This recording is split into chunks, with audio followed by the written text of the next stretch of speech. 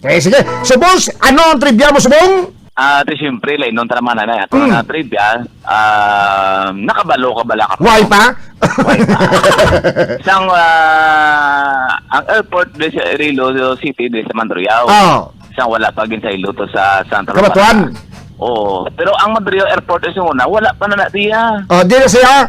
Oo, ang wala pa kabalo. O, sample ba, ikaw ba may nabalaan ka? O Why? isa? Amo na gani nga pamangkot kasi mo kay wala. Ano Oo, na? ang una-una gid yang airstrip o kung airport diri sa siyudad sang Iloilo. Ah. Ara lang da sa may port. Portman. Port San Pedro. Ang muna na sa subong ang Campo Delgado, bla? Amo nang ano na gid ang airport sa una? Yes. So, strip na Kita na mo? sa una. Bag-ula ko na yung kabaloya. Subod sa lingon. Sige, istoryahay kami. Oo, kay sa 1930s to pag ara nata sa American period lang ang sakop ta sa Amerikano sa 1900s. So nag-develop ni ang Amerikano sa mga strip sa may amo na sa mga Veterans Village bla. Oo na mo na sa mo wala pa sa Veterans Village na. Pero sorry.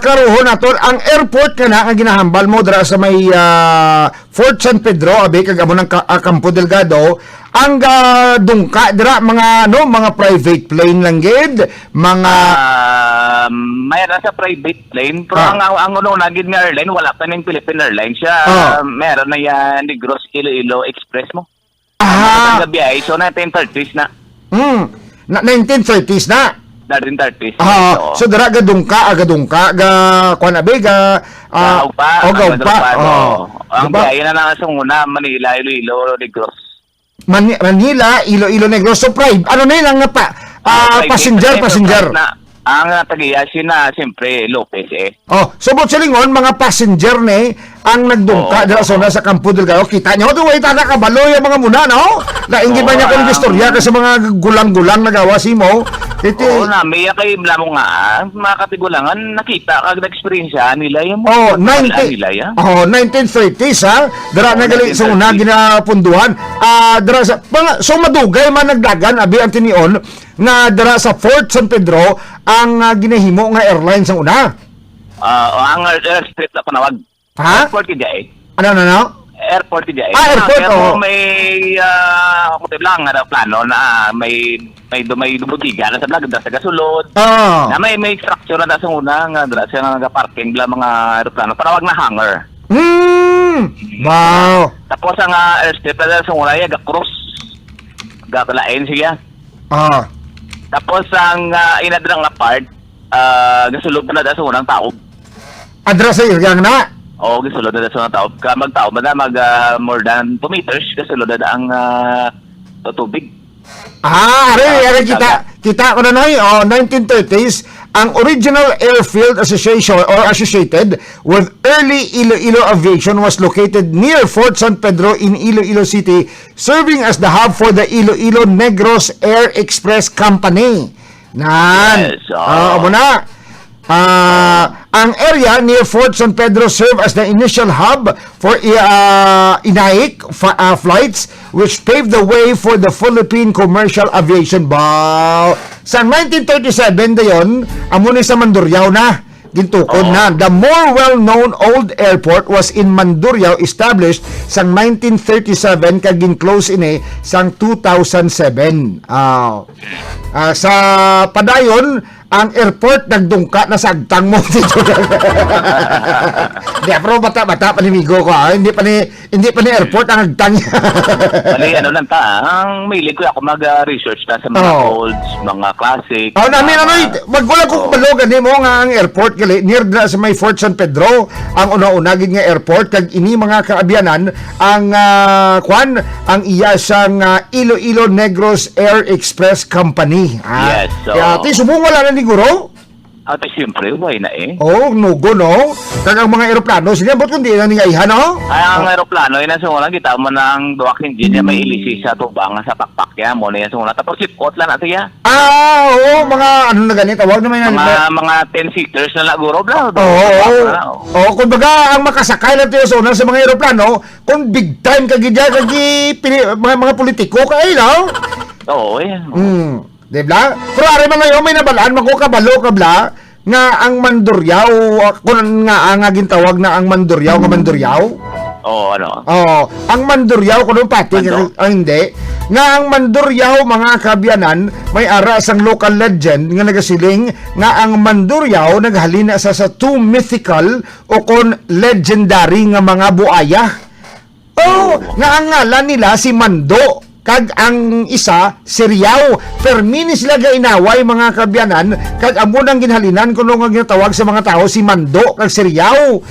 That's why nasang pag-abot sa mga Spanish adabatian nila nga nagasinggitan ang mga locals nga Mando kag Riyaw, ginhimo na lang gid nila nga Manduryaw ang lugar kay ginapamangkot nila ano ning ngalan sang lugar abe. Ano mo na? Kay kasi ning batian nila nga nagasininggitan ang mga tao nga Mando kag Riyaw. Mando Riyaw kay ang Mando niya mga buaya na sila Mando ang Mando isa ka buaya, ang Riyaw isa ka buaya nga permi nagainaway ti makita sa mga kasapaan dra sa Manduryaw kuno permi nga may gainaway nga mga buaya kaya mo nang rason nga aging tawag ang Manduryaw nga Manduryaw naghalin ina sa duwa ka buaya.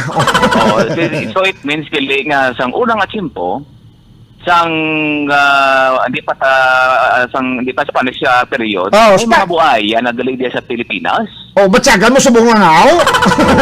Sabi ang racist sa mga buhaya, no? Sa una, wala pa 18 centuries, pera na, para sa subong nga, pag yung buhaya, puro lain na yung lungga, ya.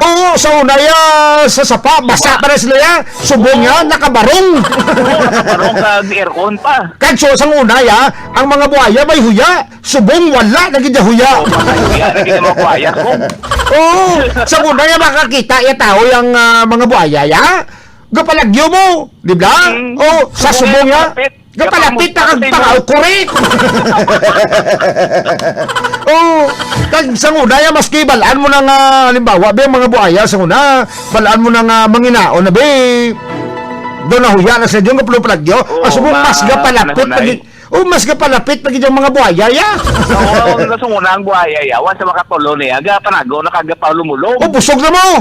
Busog na mo. Kasi subong mga buhaya, ya. Samtang may kalano ka, may rakuto niya. Biraho niya na, ya. Tanan, sungak-sungak, dahak, patay huya. Pwede ma-describe sila mo. Sa mga buhaya, subong mga new generation crocodile.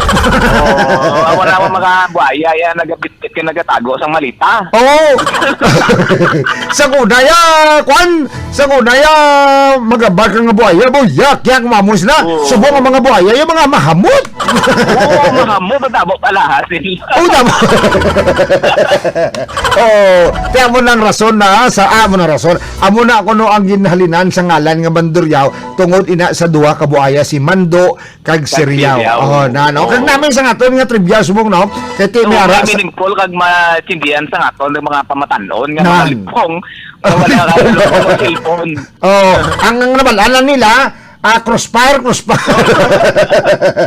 Kanya ano pag ginang ML dapat nyo na ibaloon nga una nga ang pinakaunagid nga airport diri sa syudad sang Iloilo mga kabyanan dira sa may Manduryaw sa may Fort San Pedro ayun sige boss, thank you so much guys sa tiempo nga ginatag mo diri sa Wild FM. Okay, kagdirita diri sa may Haro Plaza, ini si General Tunginis Balayo para sa All the Time News Spot. There you go mga kabiyanan, si Boss Gerald live dito sa area mga kabiyanan. Kung sa diin, subong nga agad, duha ka trivia ang nakuha ninyo.